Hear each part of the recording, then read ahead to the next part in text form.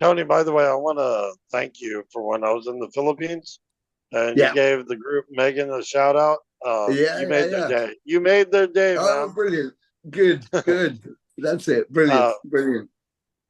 Let me ask you a question, Tony. I I've known you for a couple of years now.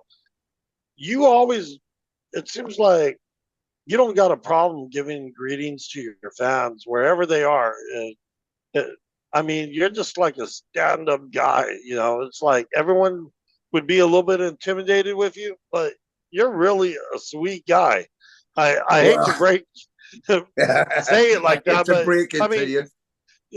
but you know what I mean. You're really stand-up guy. I mean, you Well, go out of your way. yes, for me, for me, it's important because I appreciate in a very humble way that I'm, now 60 and still doing this.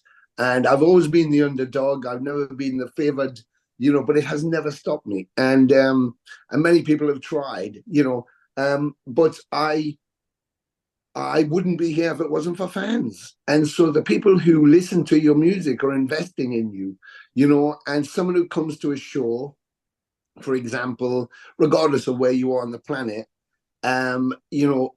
once maybe 5 minutes with you, 5 minutes, a minute, one photo. Could I just speak to you?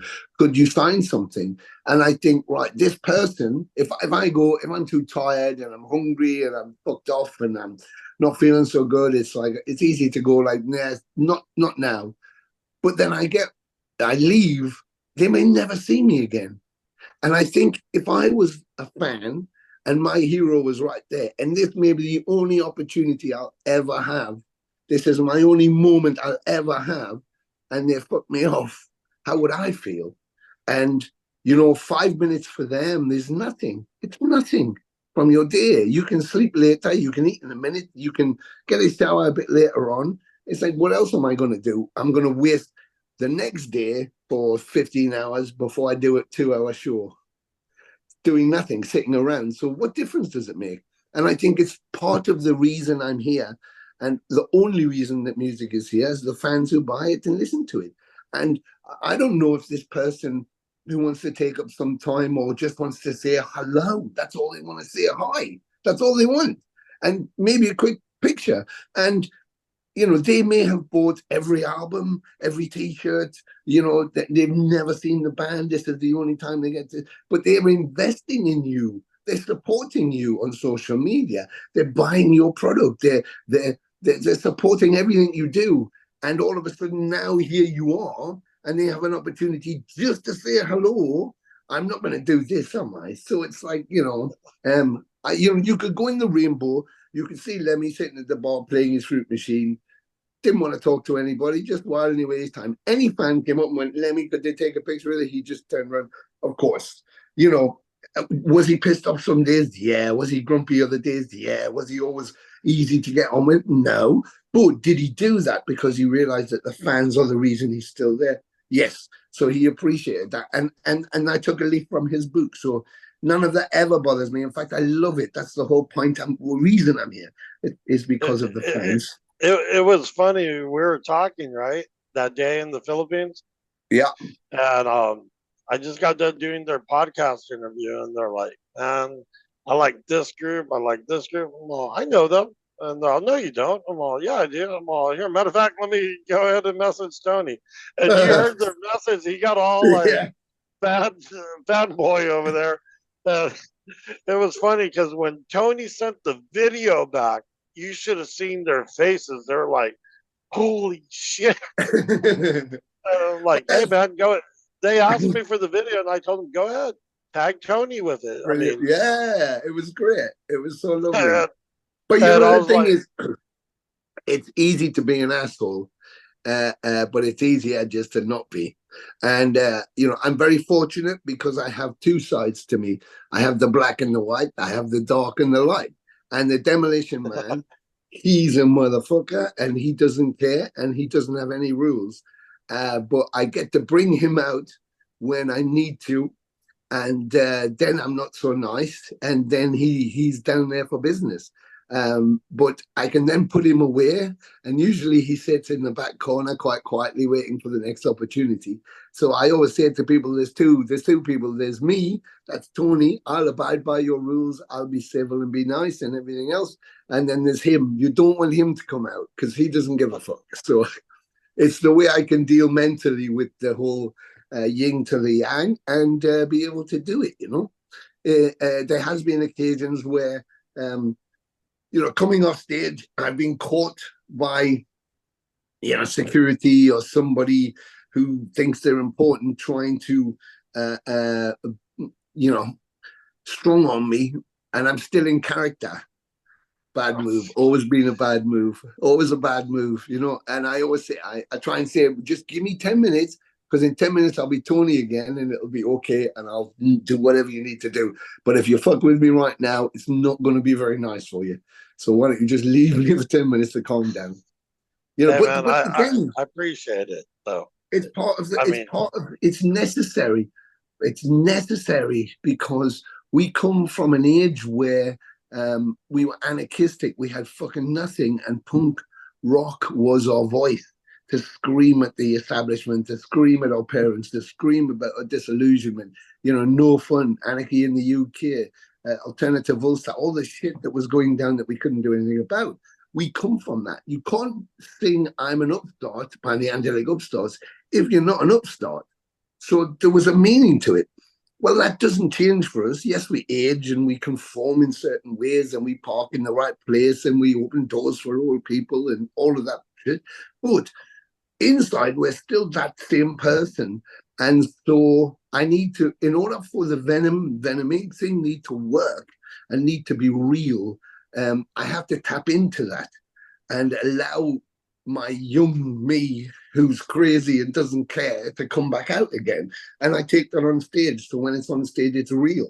It's absolutely real. I'm not going to walk off stage and put my slippers on and smoke a pipe and sit down reading, Voltaire. And, that's not what's going to happen. I'm going to calm down before I do that stuff. But, it has to be real. And so I'm tapping into that. So, as a young person, you didn't give a fuck. If someone bumped you in a bar, you didn't give a fuck. You'd be like, what the fuck? You'd be ready to go. Whereas now, if someone bumps you in a bar, you'll go, that's okay. They'll say sorry. You'll say it's okay. And that's it. Yeah. So, I was going to ask you this, Tony. Are you guys working on any new material? Well, funnily enough, when we did There's Only Black, we wrote 24 songs and we selected 12 for There's Only Black, which was initially going to be part one of a double story. And it was based it around Dante's Inferno, the 9 circles of hell. So it was about your journey from birth to death and just the state of periods in your life where shit's going down and what we learn on the way. But then Jeff wrote There's Only Black, which he sent me and said, I wrote this song. It's about when I died of my heart attack. And I was like, oh, okay. He said, yeah, I wanted to write something about the experience. And I said, okay, what's it called? Have you got any lyrics? He said, yeah, I wrote some lyrics. I said, okay, well, send it to me. I'll have a listen. What's it called? He said, There's Only Black. And that was like, bing. I went, that's the name of the album. Right, forget everything. Stop the bus. This is it. It's all about this. And so the 12 songs we have, we kind of been rewriting and replaying. And of course, now I'm very excited, which is why I was working, because I have an opportunity to have Marc playing on it, which changes the ball game completely for me. It's like, wow, okay, now I can just, because Marc's been our friend and a musical friend as well as my personal friend for so long. I know him better than I know mostly anybody. But his playing, I just am in tune with him, like with Jeff. I'm just locked in tune for some reason. There's great drummers, and you can play with them and stuff, but some people just lock in, and Marc's one of those people. So I'm kind of re-listening to everything now, thinking the possibilities are endless now because Jackson's there. So yeah, I'm hoping to have some things ready by the end of the year, although we got kind of busy here. but I have got gaps. So I want to get something shaped. I've got a couple of live things going out for the band, and then early next year I want to have the new record coming through, so we don't wait 5 years for the fucking next one like the last one. Yeah, I'm kind of curious to see what Jackson's going to bring to this new style for those Yeah. songs. That'll be cool. I mean, yeah, it's exciting. Jackson, have you? I'm sure that you already got some of the demos to like some of the structures yet, or no? Not yet. No, Oh man, not this is yet. gonna be interesting. He's got his hands bit full at the minute with all this their tour stuff in South America with Possessed and the festivals. So his bag's kind of full of stuff. Plus he's got his teeth doing, so. That is just some more on there, Tony. It's fine. I didn't want to walk in the room and go, oh, and take that as well, and that, and hold that, and put that. Oh, It's okay. okay. Back. Can you hear me? Can you hear me? Yes. Okay, you got the set list for the new material, right? What songs you're going to be playing at the shows? That's for you, Mark. Yeah. Look, it Okay. looks like it's positive. Am I allowed to answer this? Like, is this okay, or can I say what? Sorry. I didn't even. Can I say what Yeah, song? you can just say yes, but don't tell him what songs. Yeah, yes. Okay, New but- songs. Yeah. Okay, He let me handled that ask very you. well. So. I'll ask you this: is there going to be any old material mixed in with the new material? Yes. Okay. Buried Alive going to be on there? Buried Alive? Oh, what about Channeling the Priest? I haven't heard you guys play that one live yet. No, we haven't done that one live yet. But it's in the bag. Let's just say it's coming. I think Marc would be great on that song. Yeah, it's a great song as well. Yeah, it is. I told Jeff that when he wrote that song, man, he wrote an amazing song back then. Yeah, Just and like, you know, a little bit of trivia, which is kind of weird. That song which Jeff wrote appears on Eine Kleine Nacht Music by Venom, and he's credited. And when they redid it and put it on Calm Before the Storm, they took his credit off. yeah. I mean, like, I mean, they didn't even change anything because if you hear it from the live version, it's still the same song. I know. That's the kind of thing you're always dealing with them. It's like, oh, fuck sake, you know. I'm going to ask you this personal question, though. I mean, when you guys were told to stop using the logo, and you guys made the new name Venom Inc. and kept it as, because it is Venom. Venom's you, Jeff, Abaddon. You know, I mean, has there been any like legalities with the logo? No. The logo itself was designed by Roger Dean, who did the logos for Asia and Yes and everybody. And he did a book of his artwork. And on the cover, he created a font. So he had his name in a font, Roger Dean. And Abaddon traced the letters of Venom from that and just put it together. So that's where the logo came from. But it was free to be used. Nobody owned the logo. It was the band who owned the logo. Everybody. There was no deals done. Nobody signed anything. It was just freedom. And so when it was suggested that we use the name Venom Inc., I came up with the Incorporated because I thought, well, that just means that we embrace all of the music the three of us have ever done. So we'll call it Incorporated then. So Venom Incorporated with everything else. So it means we can play songs that we wrote, or Jeff wrote, or Jeff and Tony wrote, or I wrote, or me and Jeff wrote. We can play any songs we want from our own catalogs and incorporate that into any new material. So basically, we can play any music we've ever done anywhere. And that was the idea.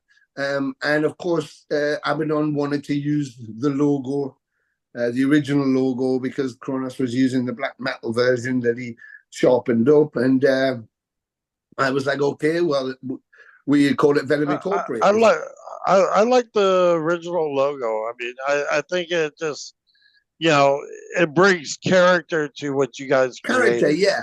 I think that's it. There's a character, there's a feeling about it. And initially, I would stay away from that kind of stuff, but I just thought, yeah, it works, you know. But it would have incorporated, and there's Venom Prison, and you know, lots of other versions of Venom. So I thought, well, then we're not saying we're Venom Incorporated, and they have an association, long association with that logo. So, but there is no legality that anybody can approach. And even on the new album, where I chose not to put the logo on the outside, that was purely an artistic choice, not a legal choice. As soon as you get the vinyl version or the CD, when you open inside, the logo's there. So, but it didn't work on the cover. So the font I used is from a mausoleum that I saw in a cemetery near me. And it just looked right, and it said what I wanted it to say. So it was a purely artistic choice. But we still use the logo. We still were using the logo. And if you come to see us, it's still proudly 50 foot high on our backdrop. So, you know, but yeah, the whole reason it became Inc. was because we played Keep It True Festival, Oliver Weishammer's festival in southern Germany. And I had some special T-shirts made to kind of announce the project for that day, because we were only going to do the one show and only 5 songs. I thought, oh, we'll do some special shirts so people can commemorate and remember it. And when the shirts turned out, it said Venom Inc. And I said, what? That's supposed to be incorporated. And the guy went, yeah, but I couldn't fit the whole thing on the T-shirt, so I just made it Inc. And everybody just went, that works really well. So that was how it became Inc, you know, because originally it was Venom Incorporated, Iron and Steel, and then the Iron and Steel got dropped, and then the Incorporated became Inc, and that's how it was. But you know, none of this is by design. None of this was planned. None of this is something we coordinated. Something about money. All the bullshit that people threw at it, and you know, mainly from Kronos and people who thought we were trying to do something bad for him and his Venom. It was nothing like that. It was purely driven by fans, and it was purely for fans. And if we made some money, great. If we didn't make any money, it didn't make any difference. As long as we didn't lose money, we could still keep doing it. So all the decisions, the logo, the set list, what songs we played, what we record, everything was chosen by fans. So when people go, you know, they shouldn't be. When I hear an alternate fan say something negative, it's like you're attacking us, but you're actually attacking your own fans. You're attacking your own brotherhood, the Legionnaires, because they're the ones they're the reason we're here. They're the ones who wanted us to be here. They're the ones who want us to be here. So it's like, you know, I can't pay any attention to that because it doesn't mean anything, you know? No, I get it. I mean, just a lot of people just don't get it. You know what I mean? Yeah, because we live in a conditional society now where people think, you know, probably social media has a lot to blame, but people think the wrong thing. They guess what's happening. I bet this is because X, Y, Z. And then they say that to people. And then 5-10 people later, someone's telling you at a party, well, they did it because of this. Oh, I didn't think they did it. Yeah, that's what I heard. Well, yeah, you heard from someone who guessed it in the first place, but nobody ever gets to actually ask. And if you tell an error or a mistake or a lie enough times, people believe it. So then you're in a position where you have to go around saying to people, but that's not true, but that's not true, but that's not true. And eventually you just go, you know what? I can give a fuck what you think. It's like, whatever. You just still go out and play it, you know? But yeah, it was never about money. It was never about capitalizing on logo or image or anything. It was just going, the fans wanted us to play the music. Kronos wouldn't play some shows, wouldn't go on tour, wouldn't go to some places, wouldn't play some songs. And we said, yeah, we'll come if you want. We'll play those songs. And they went, fantastic. And that's what happened, you know, so all driven by that. So it's pure, which is how it should be, Well, I know That's Jeff the thing is I all about. Yeah, I was But, going to say that's the thing that I noticed straight away about Venom Inc. Even from the Keep It True thing, which was supposed to be a one-off show, wasn't it, Tony? Yeah. Yeah, you know, I remember I have been keeping an eye on you. I remember seeing an interview where you know, where Tony said that, you know, they did that show and it was supposed to be a one-off show with Abaddon and whatnot. And, you know, the emails from promoters and everything just went off the hook. It's like, how can you kind of like just go, nah, we'll not bother doing that, you know? Everything seemed to happen naturally, you know, even from the Abaddon thing to the Jeremy thing to now me. It just seems to be flowing very naturally, you know. There doesn't seem to be anything that was created for a purpose other than for the fans. And Yeah. it just all seems to be happening naturally, you know, happening naturally. I think that's the thing a lot of people don't understand, you know. But what I would like to say, actually, I know this is kind of a little bit aside from what we're talking about in a minute, is I've had a lot of messages and there's been a lot of comments about me joining Venom Inc. And again, the natural side of things is that a lot of people don't seem to be that surprised, and very few mentioned about Empire, which I was very surprised about. It's all seemed to be, you know, like, yes, this is happening, and yes, I'm glad this is happening, and everything seems to be very, very positive about it, you know. And it seems to be again a natural progression in what's going on at the moment, you know. So yeah, I thought that was really important to mention about, you know, the fans kind of really accepted me into this band, and you know, just wanted to say that I really appreciate it. And like I say, it's just kind of a natural thing that's happened once again, you know. Nothing seems to ever been forced into that way for anything other than for the cause of music, you know. And that's how's the? yeah. Sorry, Tony. No. How how's the fans been embracing you since you're the new drummer now from Venom Inc?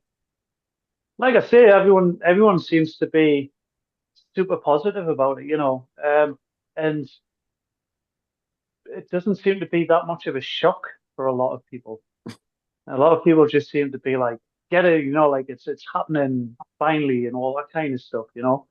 It's super positive, and I'm very humbled by it all, to be honest.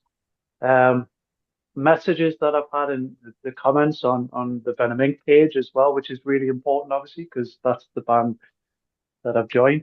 And nobody seems to be surprised by it in a very good way, Well, which means a lot. I think it's because you've had a history with the band already, and they know what you can bring. But I don't think they knew what I came across today. If they only heard your previous bands, like um, Control the Storm, your other band, even me trying to research what Beyond the Grave. Don't forget to Yeah, send me that link. I mean, if if they listen to all these previous stuff, you'll be like me, like, holy shit, man. Tony landed something that Tony, if he leaves again, I'm gonna kick your ass, man. well, and you I know mean, that's it. I mean, there is that.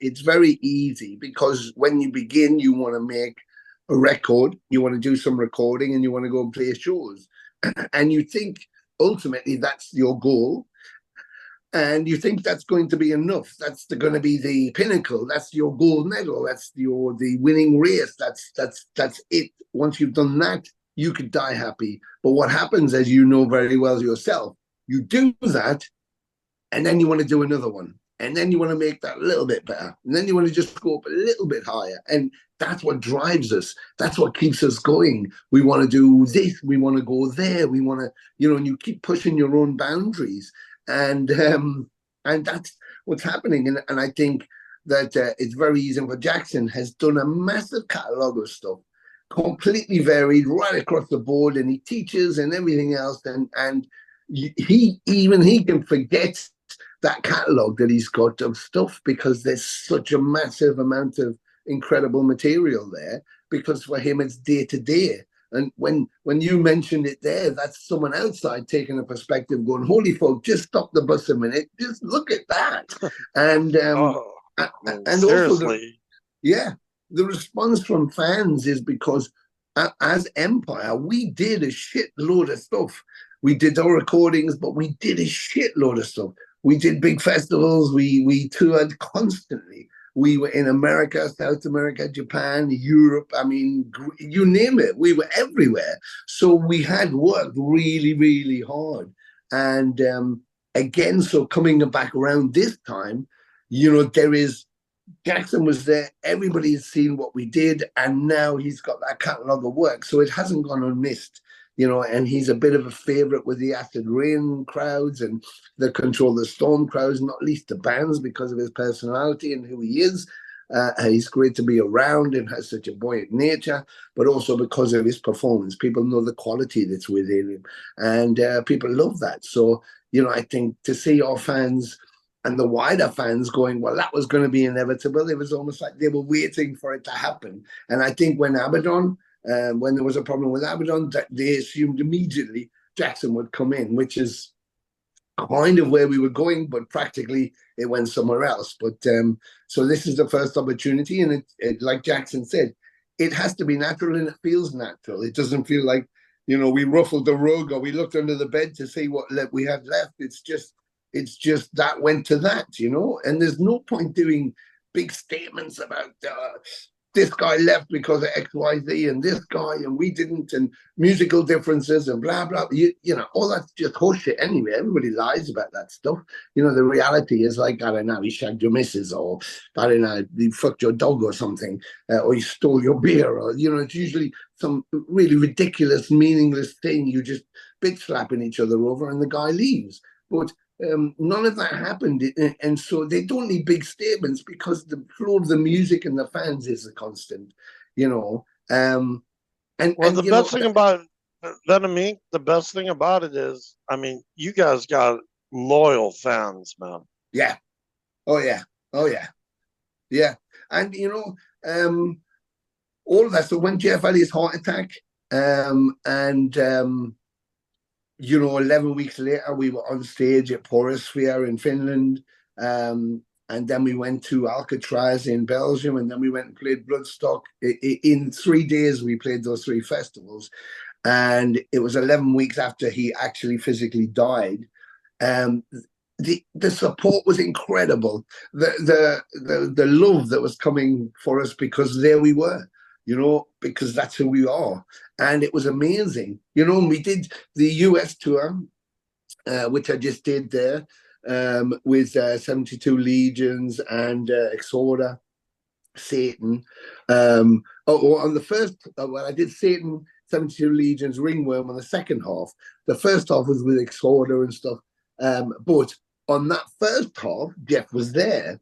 On the second half of the US tour last year, he couldn't be because, of course, his partner got diagnosed with a cancer, and he had to have treatment, so he couldn't go. But of course, we were contracted, so I said, okay. So I got Mike Hickey, as you know, from Calm Before the Storm, and from Venom Black Metal.